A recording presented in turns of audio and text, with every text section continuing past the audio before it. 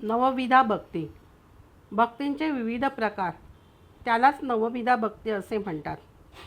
नमस्कार मंडळी, कसे आहात आपण? श्रोते हो, तुम्हाला आज मी नवविधा भक्ती म्हणजे काय ते या कथेतून सांगणार आहे. चला तर मग आपण कथा जाणून घेऊयात. नवविधा भक्तीमधली श्रवण ही पहिली पायरी होय. श्रवण भक्ती म्हणजे स्वामींचे गुणगान सतत अष्टोप्रहर करणे होय. त्यांच्या नामाचे स्मरण जेथे जेथे चालले असेल तेथे जाऊन स्वामींच्या कथांचे निरूपण ऐकावे. स्वामी आज जरी निर्गुण निराकारात वावरत असले तरी त्यांच्या कथा शब्द माध्यमातून साकार होतात. हा सर्व स्वामी भक्तांचा नित्य अनुभव आहे.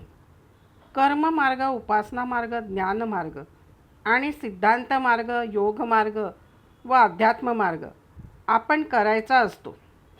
मुख्य म्हणजे गाणगापूर व अक्कलकोट या 2 तीर्थक्षेत्री जाऊन स्वामी संबंधी त्या परिसरात ज्या ज्या कथा पसरलेल्या आहेत त्या लक्षपूर्वक ऐकाव्यात.